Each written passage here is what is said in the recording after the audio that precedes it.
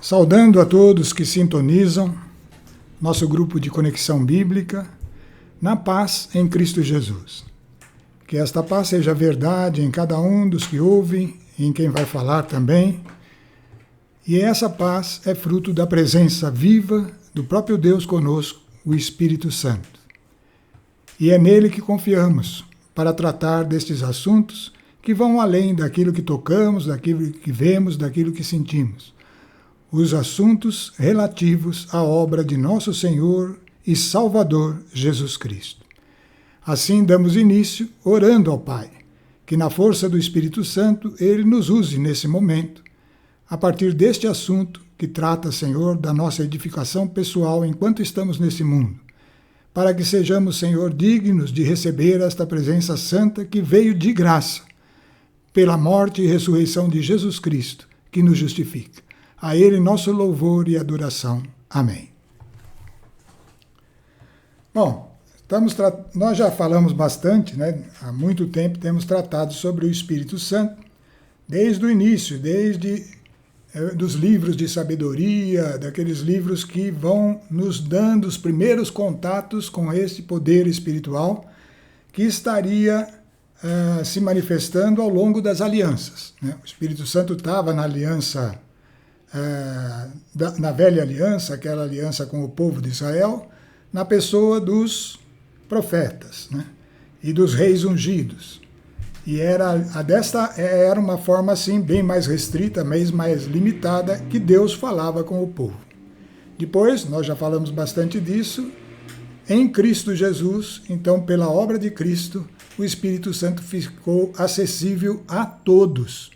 A condição, crer em Jesus, declará-lo Senhor de nossa vida, e aí então pedir o Espírito Santo, e ele será dado. Porque este foi o propósito. Jesus morreu na cruz e convinha que ele fosse embora daqui para que viesse o Espírito, para todo aquele que nele cresce, né? Agora temos esse Espírito. E o nosso tema hoje é sobre edificação, porque nós temos falado nesse processo da questão do Espírito Santo bastante ultimamente sobre os templos que existiram ali na primeira aliança, né? E depois, então, como que essa questão do templo se estendeu agora para a nossa aliança. A gente chegou à conclusão que o número total de templos, que eram 6 ao longo da história, templos ao longo da história do relacionamento de Deus com os homens, que são as alianças, né? Falamos de todos eles. O primeiro deles era o tabernáculo no deserto, era o povo sendo resgatado, o primeiro povo que entrava em aliança com Deus, né? E a partir dali, então, com o estabelecimento na terra prometida, o templo de Salomão. Depois do templo de Salomão veio a apostasia, tomou conta de Israel e o templo foi destruído. Então foi reerguido depois num novo período até que viesse Cristo. Então foram 3 templos para que viesse Cristo. Após a vinda de Cristo, novamente o terceiro templo deixou de existir, destruído pelo Império Romano, e aí começa o nosso período, que é o período do quarto templo, né? Depois disso, nós já vimos, né, no estudo que fizemos aí sobre o final dos tempos, que vai ser erguido, na última reunião, vai ser erguido o 5º templo, que é aquele templo erguido em Jerusalém, num período totalmente fora da realidade atual, que é o período do milênio, né, em que Jesus reinará na Terra. Tratamos tudo isso na última palestra. E esse é o 5º templo, novamente em Israel, em Jerusalém, com a conversão dos judeus. O sinal grande desse período é a conversão dos judeus e a primeira ressurreição daqueles que morreram em Cristo. Depois do milênio, então, com a segunda ressurreição, virá o juízo final e, por último, o 6º templo. Aquele que se manifesta, então, eternamente, é o próprio Deus e o Cordeiro, a nova Jerusalém celeste. Este é o templo definitivo. Então, vimos que o templo, né, é importante e que edificar o templo, no nosso caso, no quarto templo, que é o que nós vivemos, edificar o templo não é mais uma construção, mas é o nosso ser, corpo, alma e espírito, e no conjunto dos que são edificados, a igreja. Então, a igreja cristã, daqueles que estão sendo edificados, e individualmente cada um formam o templo do nosso período, esse período que nós vivemos aqui neste mundo. A razão bíblica para a existência dos templos na história humana é que o templo foi sempre um referencial, algo que as pessoas olhavam e sabiam, aquele povo está em aliança com Deus. Tá? Então, ao olhar para o templo, aquilo revelava algo de Deus, aquela presença no meio daquele povo. Aconteceu naqueles 3 primeiros templos e acontece agora no templo, corpo, alma e espírito de cada cristão, quando ele realmente está convertido e está sendo transformado. Ele passa a ser um referencial, uma testemunha dessa aliança de Deus com um indivíduo só, que somos nós mesmos, né? E o templo, assim como os outros, é o local onde Deus habita, tanto o quarto quanto todos os outros. Deus habitava de alguma forma ali, agora na pessoa do Espírito Santo, né? Então, é o local onde Deus habita.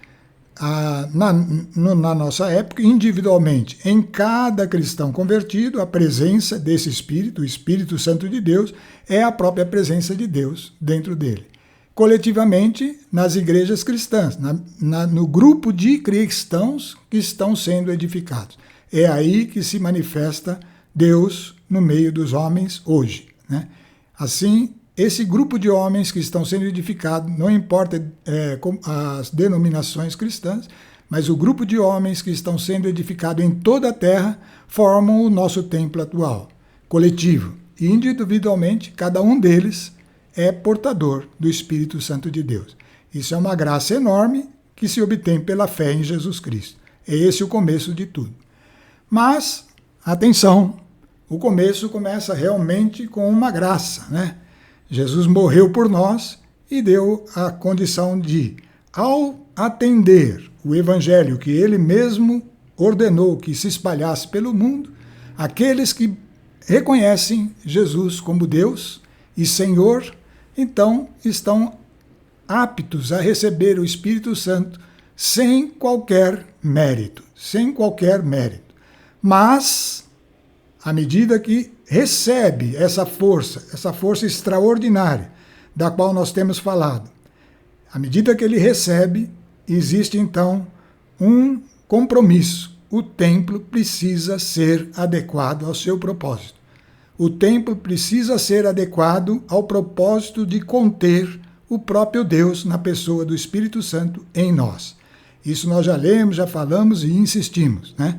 Mas é sempre bom estarmos atentos a isso, Agora nós vamos ver como fazer essa edificação, como fazer essa adequação ao propósito, a parte prática, e vai ser nessa palestra de hoje, tá?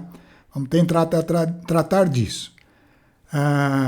Vamos deixar bem claro esses aspectos, pelo menos pretendemos, com a ajuda do Espírito Santo, para que esse processo seja multiplicado por aqueles que ouvem e que todos nós possamos então fazer parte cada vez de um templo mais perfeito, mais adequado ao propósito que é a habitação de Deus.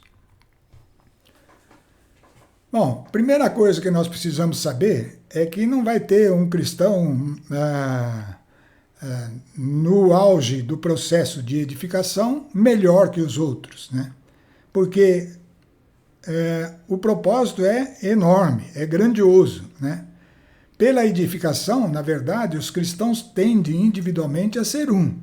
E esse um é quem? Iguais a Cristo. Então esse é o limite, ser igual a Cristo. E lá todos seriam um. É lógico que eu não estou falando de tamanho, de poder, de glória, mas estou falando de natureza. A natureza de Cristo, sim, tem que ir se cumprindo cada vez mais até chegarmos à perfeição. É Cristo em vós a esperança da glória, né? Então, pela edificação, todos tendem a ser um, né? E isso foi a afirmação de Jesus lá no Evangelho de João, no capítulo 17, o versículo 11, né, diz assim, é uma parte do versículo 11. Pai Santo, guarda-os em teu nome, que me encarregastes de fazer conhecer, a fim de que sejam um como nós.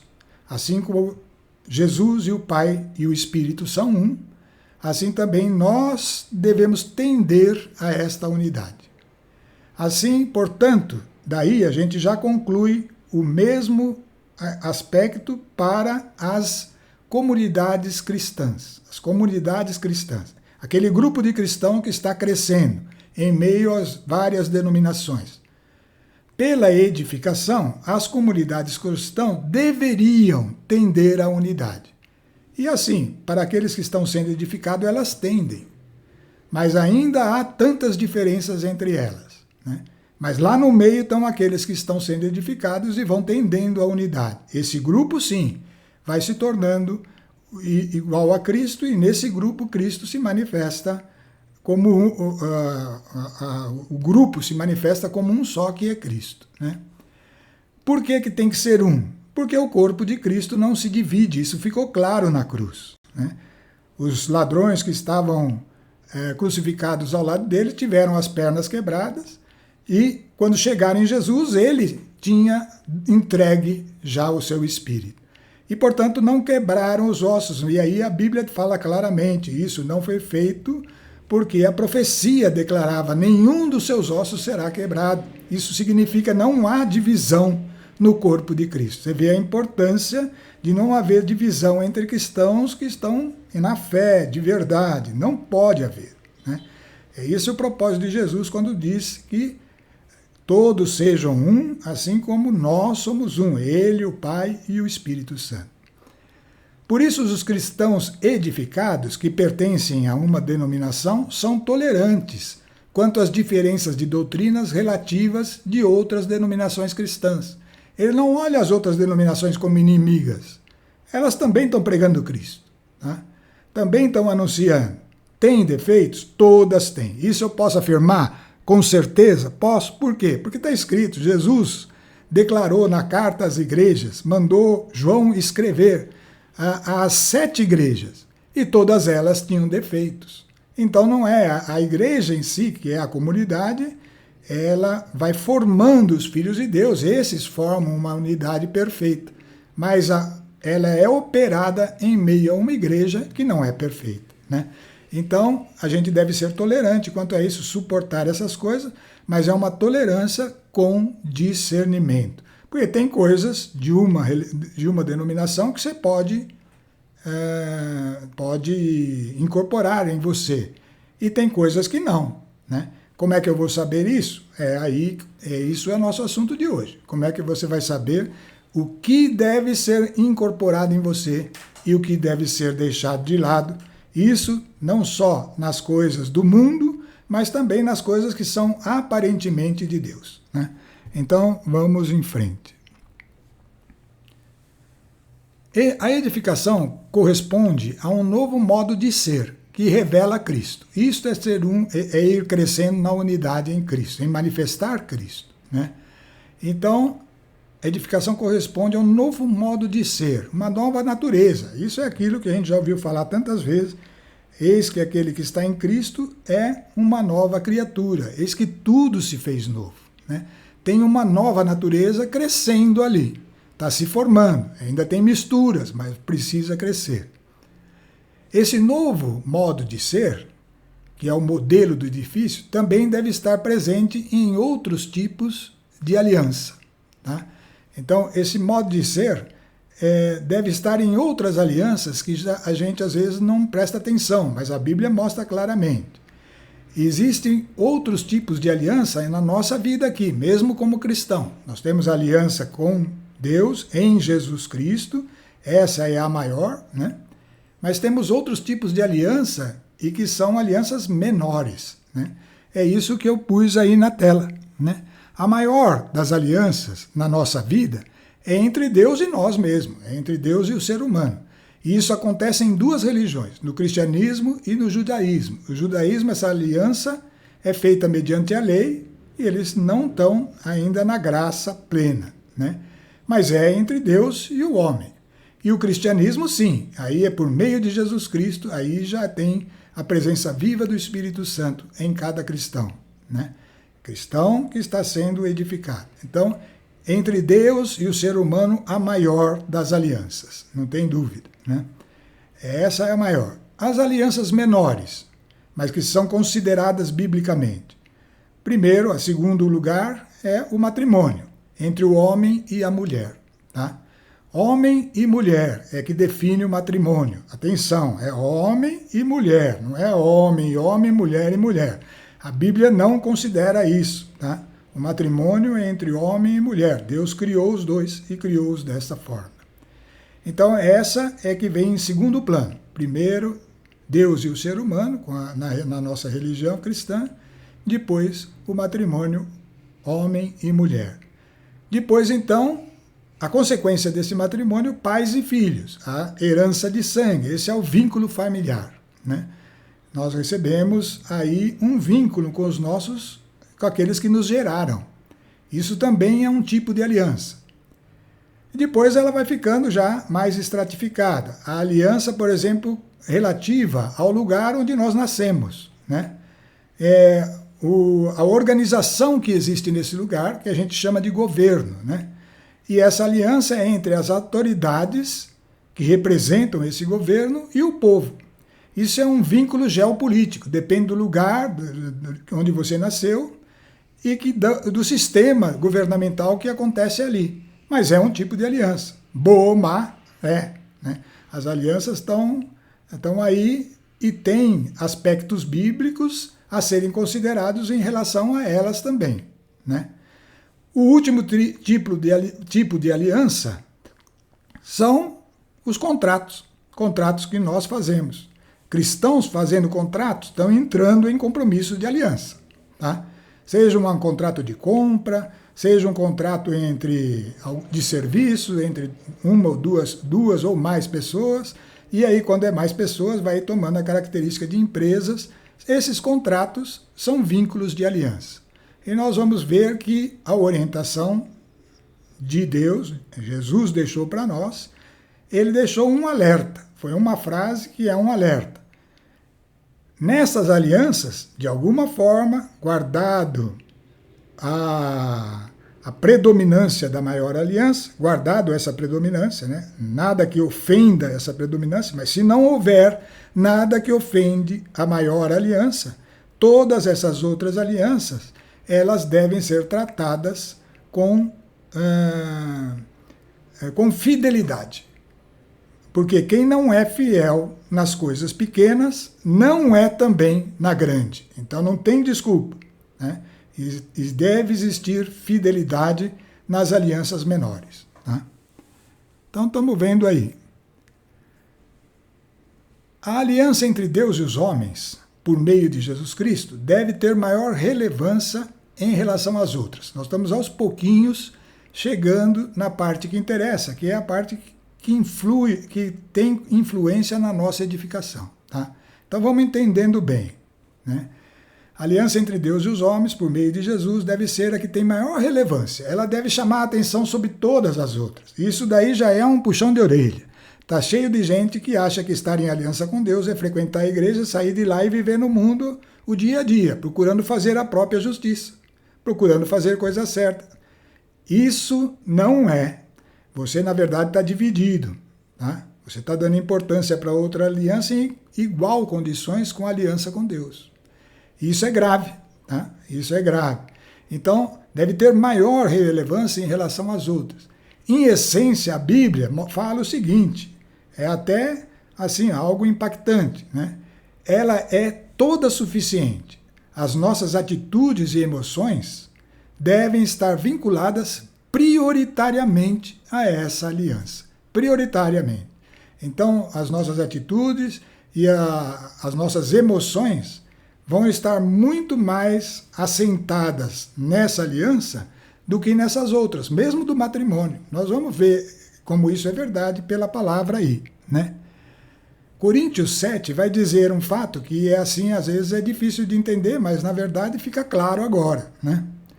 Mas eis o que vos digo, Paulo falando aos Coríntios. Irmãos, o tempo é breve, nós estamos aqui nesse mundo e vai passar rápido. Então vamos ver para dar importância o que importa, né? O que importa é os que têm mulher, ou seja, está falando do matrimônio, vivam como se não tivessem. Cuidado, não vai tirando conclusões. É preciso entender essa frase. Os que têm mulher, vivam como se não tivessem. Para entender essa, vamos ver as outras, né? Os que choram, como se não chorassem. Os que se alegram, como se não se alegrassem. Os que compram, como se não possuíssem.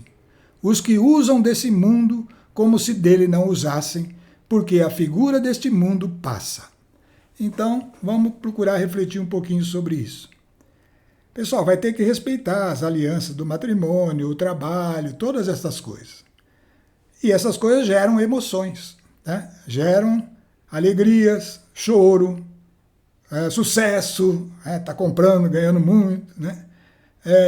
Mas cuidado, essas emoções é que tem que sofrer um freio, né? Porque senão nós vamos estar respondendo segundo essas emoções. E as nossas respostas não podem ser segundo essas emoções. As nossas respostas têm que ser segundo a nossa consciência de que estamos nesse mundo, não estamos sozinhos, Deus está conosco e isso é prioritário totalmente. Portanto, é lá que eu tenho a minha verdadeira alegria, a outra pode ser um sopro de alegria, mas não é a verdadeira. É lá que eu tenho o maior cuidado, se eu estiver errando eu preciso reconhecer, preciso realmente me humilhar, né? Então é dali que eu vou tirar o que importa. Dessas outras alianças, eu vou procurar andar na justiça, sem dúvida, né? Mas as minhas emoções têm que estar focadas na aliança com Deus, né? É lá que eu vou poder andar por esse mundo de um modo que eu cumpra a justiça nesse mundo, mas não pertença a esse mundo. Porque quando a gente chora por causa do mundo, se alegra por causa do mundo, quando a gente usa todo o nosso tempo para o mundo, então, pessoal, a figura desse mundo está sendo muito importante para nós. E saiba você, ela vai passar. Ela vai passar. O que importa é o outro aspecto, é a aliança com Deus. Então vamos lá. E aí Paulo continua sobre esse mesmo assunto. Quisera ver-vos livres de toda preocupação. Porque, está vendo? As alianças geram preocupações. O solteiro, aí ele dá o exemplo do casamento. O solteiro cuida das coisas que são do Senhor, de como agradar o Senhor. O casado preocupa-se com as coisas do mundo, procurando agradar a esposa. Parece que não está errado, né? A mesma diferença existe com a mulher solteira e a virgem. Aquela que não é casada cuida das coisas do Senhor para ser santa no corpo e no espírito. Mas a casada cuida das coisas do mundo, procurando agradar o marido. Digo isso para vosso proveito. Estou falando isso para que vocês tirem proveito disso. Não para vos estender um laço, não é para você tropeçar nisso, mas para vos ensinar o que melhor convém e como vos poderá unir ao Senhor sem partilha. Como você poderá se unir ao Senhor sem partilha. Então veja só, a Bíblia chega a esse ponto, tá, pessoal? Depois de Cristo, realmente, antes de Cristo não. Na velha aliança ainda tinha a família como uma coisa fundamental, de igual para igual quase, né? Mas agora não. Agora, aquele que se uniu ao Senhor, ele pode abrir mão da segunda importante aliança do matrimônio, não depois de casado. Depois de casado você assinou a aliança. Mas antes de casar você pode abrir mão. Porque ela até recomenda, é uma maneira de você se unir ao Senhor sem partilha. Mas e os filhos? Na nova aliança você gera muito mais filhos sem o casamento do mundo do que com o casamento do mundo. Porque daí você pode realmente ter a liberdade de levar a nova aliança para aqueles que estão na escuridão. Mais liberdade para isso, mais possibilidade de gerar filhos que nasceram por meio de você, na graça de Cristo e que passam a viver a nova e eterna aliança. Você vê como vai mudando as condições e como que a gente deve encarar as coisas e como é importante você julgar por que você está preocupado, por que você está ansioso e e como deve ser a sua atitude para priorizar unir-se ao Senhor sem partilha. Isso é uma coisa que precisa refletir, hein, pessoal? Precisa refletir. Nós estamos falando da edificação. A edificação vai ser um processo para chegar a essa união plena, que é a manifestação plena de Jesus Cristo em nós. Bom, agora vem a parte prática aí que eu falei, né? Vamos ver. Como efetuar a edificação? Primeiro que você precisa saber, ela é obra do Espírito Santo. Por isso que esse tema vai ser coroado, o tema do Espírito Santo, com a questão da edificação, né? Porque no que diz respeito a nós, esse é o ponto mais importante, né, da obra do Espírito.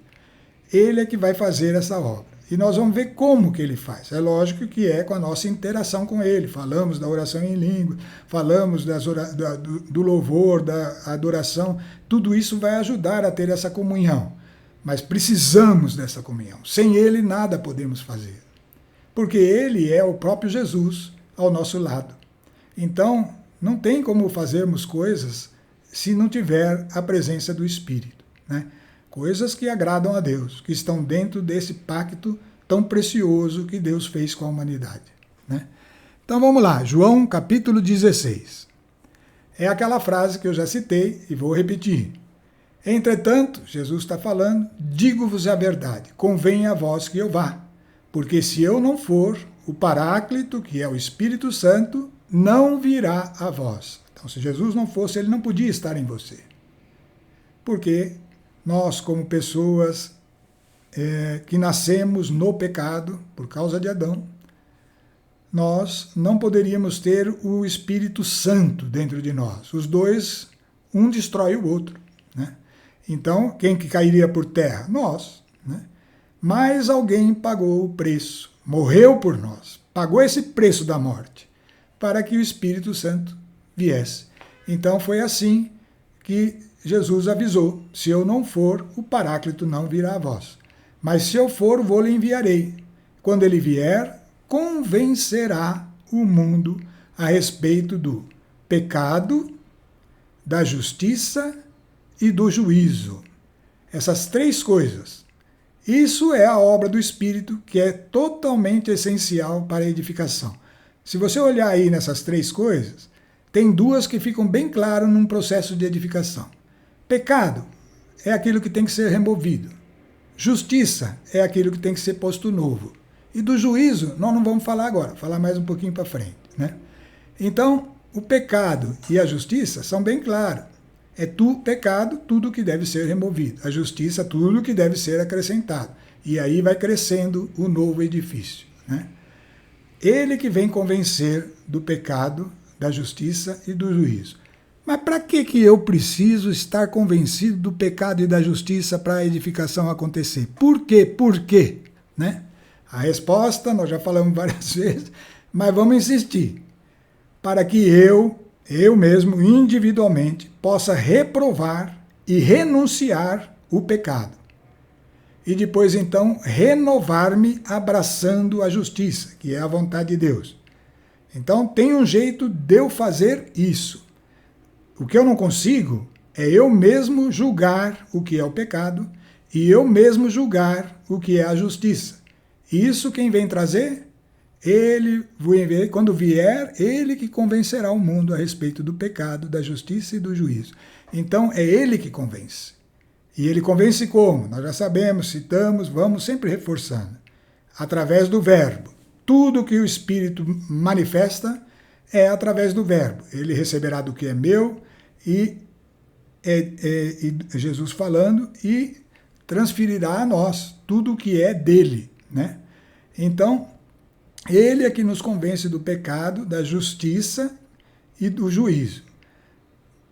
E por que eu preciso estar convencido? Porque eu, individualmente, tá? Para que eu, individualmente, possa reprovar e renunciar ao pecado e renovar-me abraçando a justiça. Quando eu falo abraçar, é para dar esse sentido de pegar e colocar dentro de mim. Então, isso é o que nós podemos fazer. O que nós não podemos é definir exatamente o que é o pecado, ter consciência disso, sem a ajuda do Espírito Santo. E também não temos consciência do que é justo de verdade sem a ajuda do Espírito Santo. Por isso não há obra de edificação. A lei não tinha essa edificação. A lei era um processo da velha aliança de vigilância. Então o sacrifício tinha que estar se repetindo quase que diariamente, porque a carne estava lá sempre militando contra a lei, e a pessoa escorregava, caía, fazia o sacrifício de reparação, né? Agora não, agora é um processo de edificação. Nós vamos nos tornar como Jesus é, nós vamos nos tornar santo como Deus é santo. E isso é o que representa, na verdade, a justiça, que é a vontade de Deus, tá? Bom, para fazer isso, pessoal, agora vem um ensinamento. Guarda aí bem, né? Eu peguei exemplos da carta aos Efésios. É só uma das cartas, tá? Estas situações, que são relativas à edificação, são a respeito de atitudes nossas, de emoções nossas, do modo de ser, como nós falamos, em relação às outras alianças, né? É um modo nosso de ser, né? E esse modo nosso de ser não é o de Jesus, né? Mas as cartas vão mostrando, os apóstolos foram ensinando. As cartas, elas sempre têm dois conteúdos. Um de doutrina, de ensinamento, a obra de Cristo, mostrar o que ele fez, o recurso que ele deu, a força do Espírito junto de nós, tudo isso que a gente tem falado. E outro, um modo de ser que se espera de nós. Então, na carta aos Efésios, eu separei o modo de ser da carta aos Efésios. Está completo? Não está. Nas outras cartas tem outras coisas. Tem outras coisas que você tem que ver lá.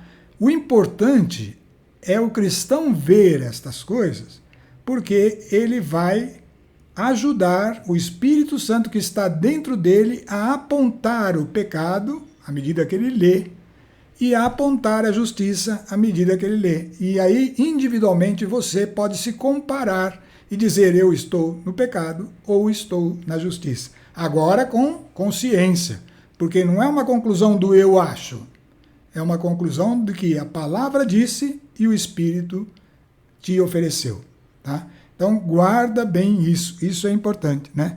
Para o processo de edificação. Tornarmos um lugar adequado à presença do Espírito.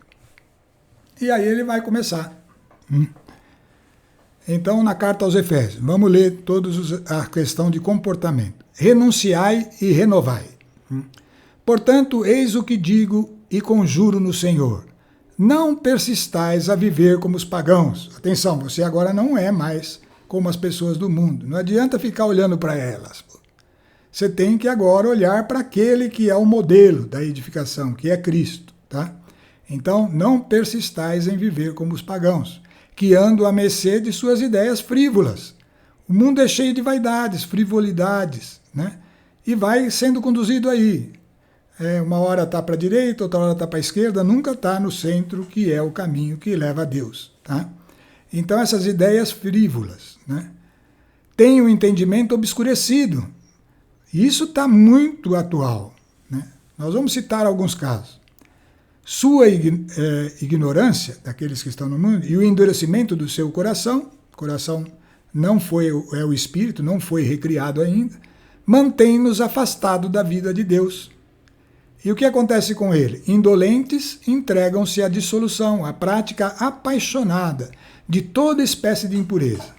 Vós, porém, que nasceram de novo, não foi para isso que vos tornastes discípulos de Cristo, se é que ouvistes e dele aprendestes, como convém a verdade em Jesus. Portanto, renunciai, aí entra você, né? Renunciai à vida passada, despojai-vos do velho homem, corrompido pelas concupiscências enganadoras, renovai sem cessar, é um processo, vai começando lá das piores e indo para as coisas mais sofisticadas. Renovai sem cessar o sentimento de vossa alma, tá vendo? Aquilo que está na nossa alma. Revesti-vos do homem novo, criado à imagem de Deus. Esse homem novo precisa ser imagem de Cristo, em verdadeira justiça e santidade. Por enquanto ele está dando uma ordem, né? Vamos lá. Agora ele vai dar um exemplo de como a gente vai detectar os problemas, né? Continuando aí na questão de reprovar. Nós temos que ter material para ser reprovado. Qual é esse material, né? Então, no capítulo 5 de Efésios vai dizer assim: outrora erais trevas, mas agora sois luz no Senhor. Mesmo que a gente ainda não veja essa luz, ela está aí. Comportai-vos como verdadeiras luzes. Nós vamos ter que crescer nesse caminho. Ora, o fruto da luz é bondade, justiça e verdade. Então não é só bondade, não é só ser bonzinho. Você vai ter a bondade verdadeira, vai ter a justiça, que é a vontade de Deus, e que só pode discernir pelo Espírito, e vai ter a verdade, que é o Verbo, que é o próprio Cristo. Procurai o que é agradável ao Senhor, e não tenhais cumplicidade com obras infrutíferas das trevas, pelo contrário, condenai-as abertamente. Agora, pessoal, começou. Você vai começar a olhar as trevas dentro de você, e vai ter que começar a apontar o dedo para elas. Condenai-as abertamente. Eu vou falar o porquê, aliás, o texto vai falar o porquê. Porque as coisas que os homens fazem ocultamente, é vergonhoso até falar delas, nós não precisamos ficar entrando em detalhes. Mas tudo isso, ao ser reprovado, lá em cima, reprovai. Ao ser reprovado, a hora que nós tomamos uma decisão e falamos, não, eu não quero isso em mim. Ainda que eu tenha feito sempre, eu gosto, mas não quero. Por quê? Porque agora eu sei a verdade, né? Tudo isso, ao ser reprovado, torna-se manifesto pela luz. É pegar aquele negócio ruim e expô-lo, deixá-lo na luz. Isto é o primeiro passo para que nós possamos mudar, sair das trevas e entrar na luz. Preciso primeiro pôr a luz em cima daquilo que é reprovável, né? Tudo que se manifesta desse modo, torna-se luz. Aí é uma afirmação. Se manifestar desse modo, vai tornando-se luz.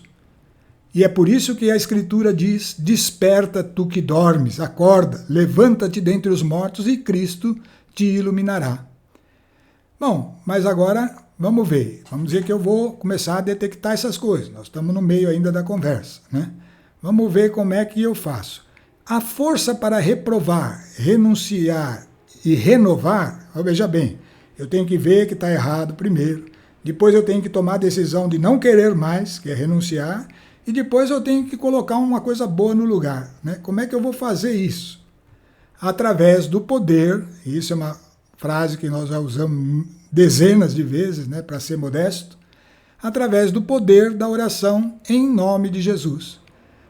Para eu fazer essa oração e ela funcionar, eu preciso estar convencido do pecado, que é o que tem que ser removido, reprovado e removido, e da justiça, que é o que tem que ser abraçado, colocado dentro de nós, ou seja, que vai dar-nos a renovação. Então eu preciso estar convencido do pecado e da justiça pelo Espírito Santo, né? Bom, nesse dia em que você ficou convencido, pode ser um pequeno aspecto da vida do cristão. Ele vai crescendo aos poucos, degrauzinho por degrau, né? Mas naquele dia que você teve a convicção, você foi convencido do pecado, e, paralelamente a isto, convencido da justiça que devia estar no lugar daquele pecado, ou seja, da vontade de Deus que devia substituir aquele pecado. Nesse dia, você não precisa mais perguntar coisa alguma.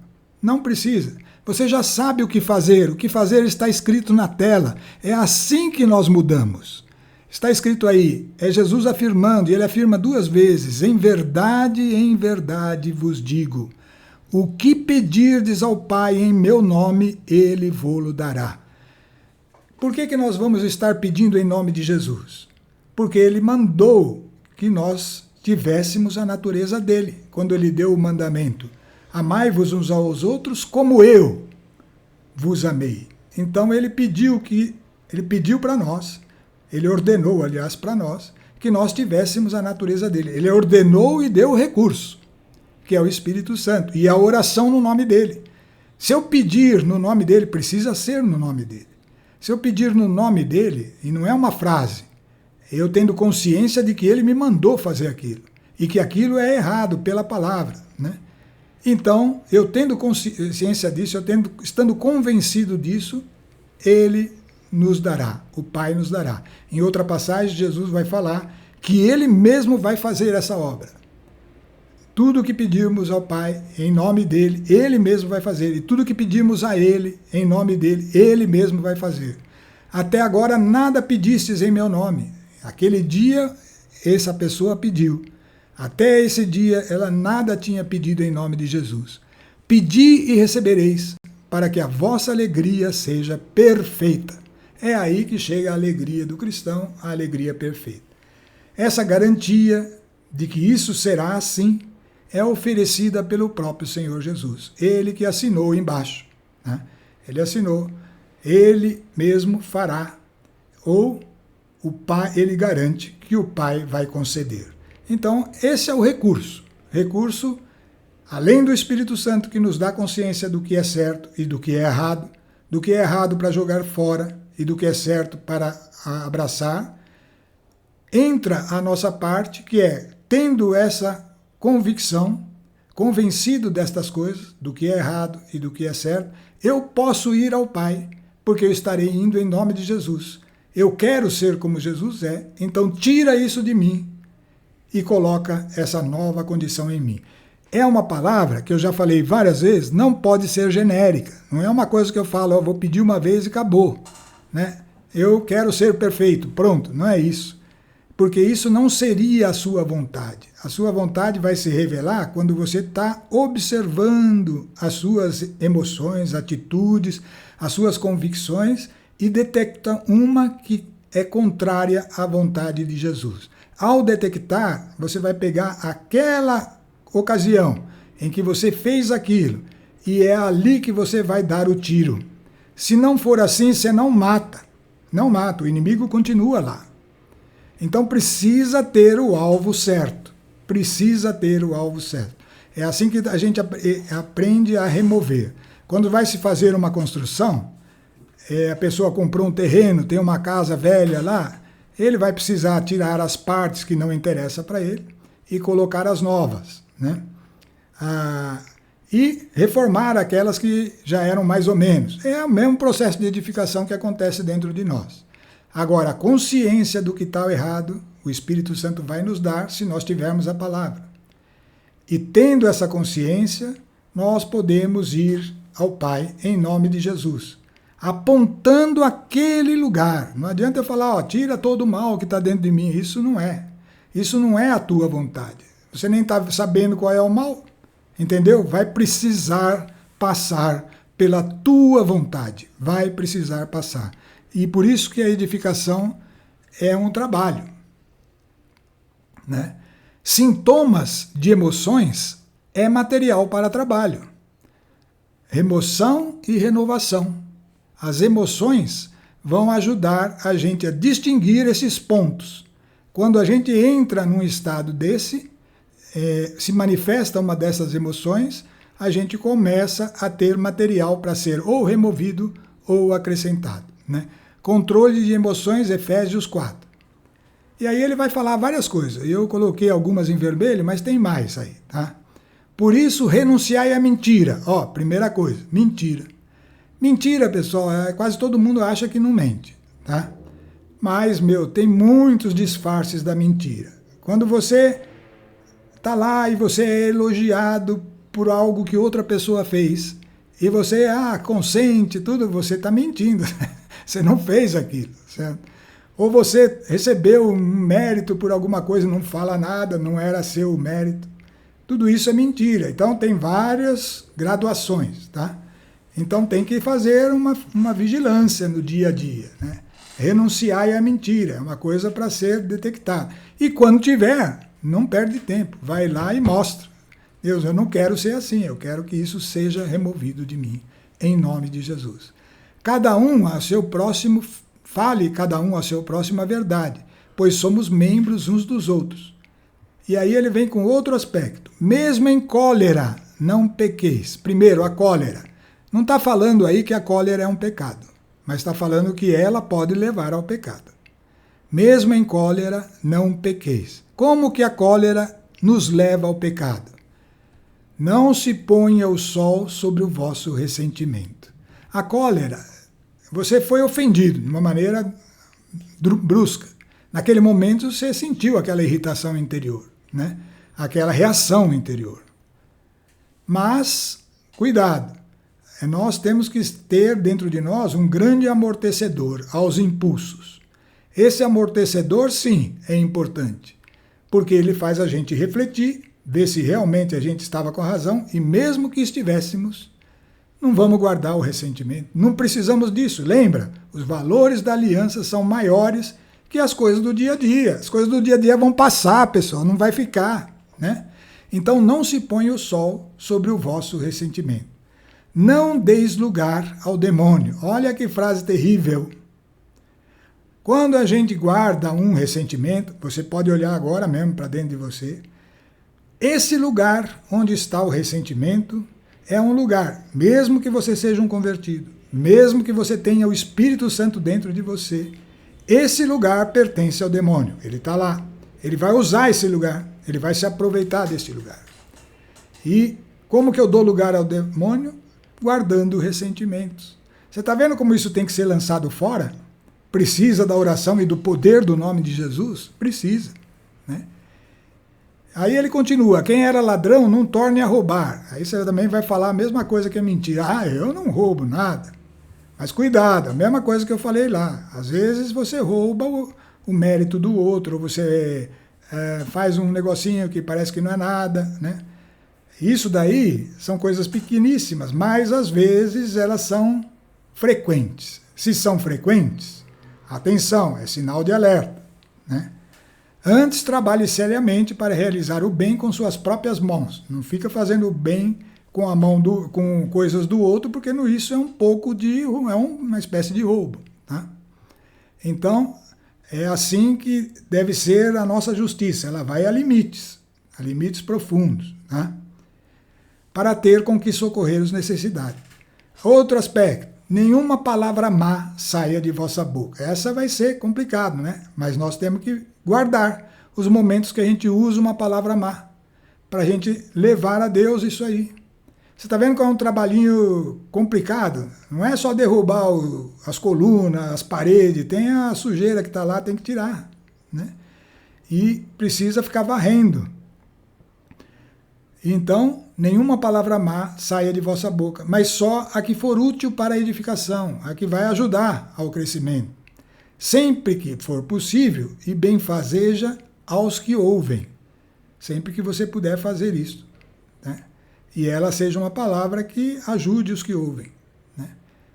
E continua, não contristeis o Espírito de Deus com o qual estáis selados para o dia da redenção. Aí ele está simplesmente falando que cuidado, você tem o Espírito de Deus dentro de você e o lugar tem que ser adequado. Não pode deixar cada vez mais contristado o Espírito de Deus dentro de nós. Precisamos dar um lugar adequado para a presença da santidade que está ali em nós mesmos, né? Nós estamos selados pela morte e ressurreição de Jesus. E aí ele vai falar de alguns sintomas que esses sim são frequentes. Esse a gente precisaria vigiar, porque eles são bons de remover, né? Amargura.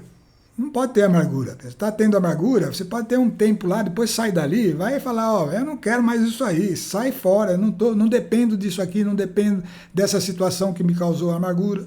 Eu dependo de Deus, a minha vida está escondida com Deus.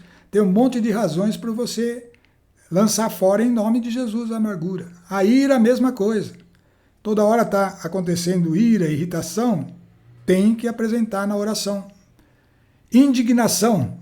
Nossa, mas fizeram isso comigo? Indignação é um gesto que não é normal.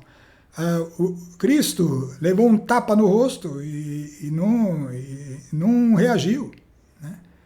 Essa indignação que às vezes brota na gente é sinal de uma velha natureza ainda não edificada, né? Gritaria nem se diga, né? Calúnias sejam desterradas, arrancadas pela raiz, pessoal. Isso sim, esses momentos tem que estar lá gravado para você levar em oração. Tem que ser o momento, porque assim você tem certeza que deu o tiro na direção certa, né? E bem como toda malícia. Malícia é outro aspecto. muito comum nas conversas. Precisa dar um tiro nela. Né? Antes, sede uns com os outros bondosos e compassivos. Perdoai-vos uns aos outros, como também Deus vos perdoou em Cristo. Então vimos aí que tem bastante material para trabalho aí, né? Mas continua noutra área, na área das impurezas, né? Efésios 5. Sede, pois, imitadores de Deus como filhos muito amados. Progredi na caridade, que é o amor, segundo o exemplo de Cristo, que nos amou e por nós se entregou a Deus como oferenda e sacrifício de agradável odor. Quanto à fornicação, fornicação é relação sexual sem o matrimônio, fora do matrimônio. Então, toda relação sexual assim é fornicação. Portanto, uma coisa muito frequente nos jovens de hoje e precisa ser tratada. Né? A impureza, sob qualquer forma, milhares de formas, nem vale a pena citar. Né? A avareza, apego ao dinheiro, que disso nem se faça menção entre vós, como convém a santos. Está vendo sinais aí importantes? Nada de obscenidades, também comum. A televisão está transbordando de obscenidades. Conversas tolas ou levianas, isso é bem comum, porque tais coisas não convêm. Em vez disso, ação de graça. Graças a Deus, dando graças a Deus pelo novo caminho que você está trilhando. Porque sabei o bem, nenhum dissoluto, ou impuro, ou avarento, verdadeiros idólatras. Vamos entender por quê? Porque é nisso que a pessoa põe o seu apetite, a sua satisfação, a sua alegria. Isso é idolatria. Idolatria é você colocar aquilo que deveria ser dirigido a Deus, toda a nossa gratidão, a nossa satisfação, a nossa adoração, e vamos pôr em cima de algo impuro. Né? Então, essas atitudes todas que nós citamos, Deus olha como idolatria. Tem gente que não consegue passar sem impureza. Tem que estar o tempo todo com isso na frente dos olhos. É idolatria. Né? Terá herança no reino de Cristo e de Deus. Esses não terão. Né? Nenhum dissoluto terá herança no reino de Cristo e de Deus. E ninguém vos seduza com vão discurso. Não vem com aqueles discursos, não tenha medo de ser feliz. Né? Isso é voz de Satanás. Estes são os pecados que atraem a ira de Deus sobre os rebeldes. Não vos comprometais com ele. Está vendo como você está detectando um monte de razão para levar em oração em nome de Jesus? É assim que se edifica. E aí ele vai intensificando. Prudência e sobriedade, outro aspecto importante. Vigiai, pois, com cuidado sobre a vossa conduta. Vai observando ela. Que seja a conduta de insensatos, mas de sábios, que aproveitam ciosamente o tempo, pois os dias são maus. Então, se nós formos vivendo cada dia sem estarmos atentos, existe uma tendência à nossa volta, a tendência é uma inclinação, que você vai indo para o lado mais fácil, vai descendo facilmente. Então, cuidado, precisa de vigiar, estar atento, né? Então ele continua, não sejais imprudentes, procurai compreender qual seja a vontade de Deus. Não vos embriagueis com vinho. Vinho é uma coisa que traz alegria, que traz essas coisas. Mas cuidado, ela pode ser uma fonte de devassidão, vai levando a um vício, a uma fonte de alegria que não é Deus. Né? Enchei-vos do Espírito. O Espírito é comparado ao vinho, em termos do lado bom, né? Do lado de ir para Deus.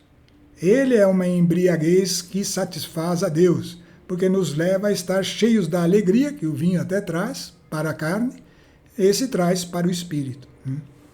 Então, enchei-vos do Espírito Santo. Recitai entre vós salmos e hinos, cânticos, salmos, hinos, cânticos espirituais. Então, esse é o modo de interagir com o Espírito Santo. Cantai e celebrai de todo o coração louvores ao Senhor. Rendei graça sem cessar por todas as coisas a Deus Pai, em nome do Senhor Jesus Cristo. Amém. Bom, vamos falar um pouquinho das outras alianças. Deixa eu ver aqui. Está no fim aqui. Vou ter que acelerar. Atenção às outras alianças. deveres recíprocos dos esposos. Efésios 5. Sujeitai-vos um ao outro no temor de Cristo. Então, primeira coisa, o casal tem que estar sob a referência de Cristo, né? As mulheres sejam submissas aos maridos, como ao Senhor, pois o marido é chefe da mulher, como Cristo é chefe da igreja, seu corpo, que ele é o Salvador. Ora, assim como a igreja é submissa a Cristo, assim também em tudo as mulheres sejam submissas aos seus maridos. Maridos, amai vossas mulheres, como Cristo amou a igreja e se entregou por ela, para santificá-la, purificando-a pela água do batismo com a palavra, para apresentá-la a si mesmo toda gloriosa, sem mácula, sem ruga, sem qualquer outro defeito semelhante, mas santa e irrepreensível. Nós vemos aí um aspecto que hoje foi rompido praticamente na nossa sociedade, né? A história de que que o evangelho é machista e que o homem são autoridade e a mulher tem que ser submissa. É tão banal essa questão. Deus criou o homem e criou a mulher, pessoal. Criou o homem e criou a mulher e os fez adequados a um propósito que era o matrimônio para gerar filhos e criar bem esses filhos. E deu características da mulher que seriam próprias para essa família ser edificada e características e atribuições assim, atribuições ao marido que permitiriam que essa família fosse edificada, tá? Esse é o plano de Deus. Modificar isso é entrar num processo de deterioração da família que já está avançado, tá? Nem vou entrar mais muito nesse assunto, porque ele é muito claro aí nas Escrituras. Se a pessoa ler, vai ver que não tem saída. Deus é o Criador.